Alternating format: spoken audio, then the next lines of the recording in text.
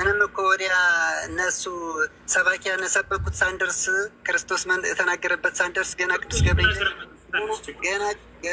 ገብርኤል ለድንግል ማርያም ሲያበስራት እሱ እዚህ ጋር ነብዩን ትንበያውን ተናግሮ ነው እንትን ያለው። ልጅንም ተወልጃለሽ እሱም ቅዱስ ነው ብሎ የተናገረ እዚህ ጋር የተናገረውን ጽሁፍ ነው የተናገረ ማለት ነው። ወዲያ ሳንደርስ ማለት ነው። በጣም ጥሩ። እዛ ጋር የተናገረውን ጽሁፍ እዛ ነው የተናገረው አለ። አሁን እናውጣውና ታሳየናለህ። የሚያወጣልህ ኢሳያስ 9:6 ላይ ያለው ስሙም ድንቅ መካር፣ ኃያል አምላክ፣ የዘላለም አባት፣ የሰላም አለቃ ተብሎ ይጠራል የተባለው ሕፃን ኢየሱስ ስለመሆኑ ከማቴዎስ ወንጌል እስከ ራዕየ ዮሐንስ ድረስ ነው የምታመጣው። አንድ ጥቅስ ነው የተባልከው። ኢሳያስ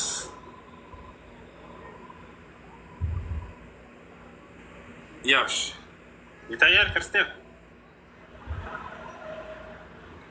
ሄሎ፣ ይታየኛል። አንብበው።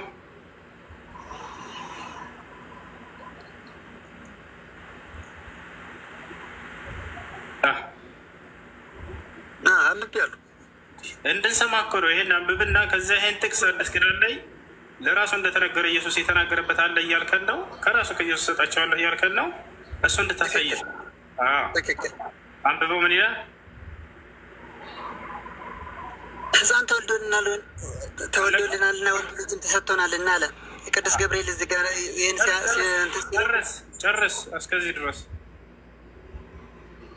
ተሰጥቶናልና አለቅነትን በጫንቃው ላይ ይሆናል። ስሙም ድንቅ መካር፣ ኃያል አምላክ፣ የዘላለም አባት፣ የሰላም አለቃ ተብሎ ይጠራል። ይሄ ትንቢት ለኢየሱስ ክርስቶስ እንደተነገረ የተናገረው ማን ነው?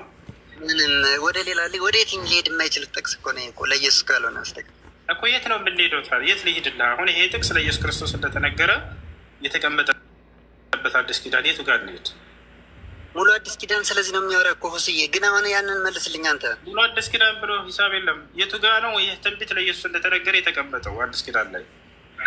ሙሉ አዲስ ኪዳን የተመሰረተው በዚህ ጥቅስ ነው። በቃ ማለት ራሱ ደፍሬ ይችላል። በዚህ ጥቅስ ነው ብሎ በጨበጣ ነገርማ ወሬ አይሆንም። ራሱ አሁን ሕፃን ተወልዶልናል፣ ወንድ ልጅም ተሰጥቶናል፣ አለቅነትም በጫንቃው ላይ ነው፣ ስሙም ድንቅ መካር፣ ኃያል አምላክ፣ የዘላለም አባት፣ የሰላም አለቃ ተብሎ ይጠራል። በእነዚህ በአራቱ ስሞች ድንቅ መካር፣ ኃያል አምላክ፣ የዘላለም አባት፣ የሰላም አለቃ ተብሎ ይጠራል የተባለው ለኢየሱስ ነው ብሎ የተናገረ የአዲስ ኪዳን ጸሐፊ ወይም ነቢይ ወይም ደግሞ መልአክ ካለ ከማቴዎስ ወንጌል እስከ ራዕየ ዮሐንስ ድረስ አንድ ጥቅስ አውጣና አምጣ የተባልከው።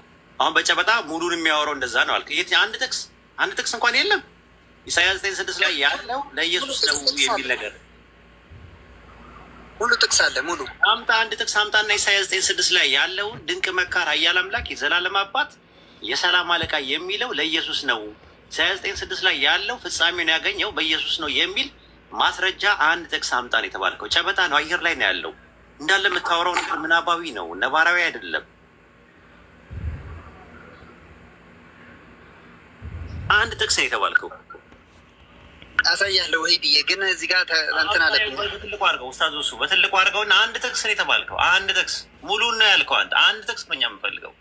ኢሳያስ 9:6 ላይ ያለው ለእከሌ ነው ብሎ መጽሐፉ አዲስ ኪዳን ላይ ያብራራበት አንድ ጥቅስ አንድ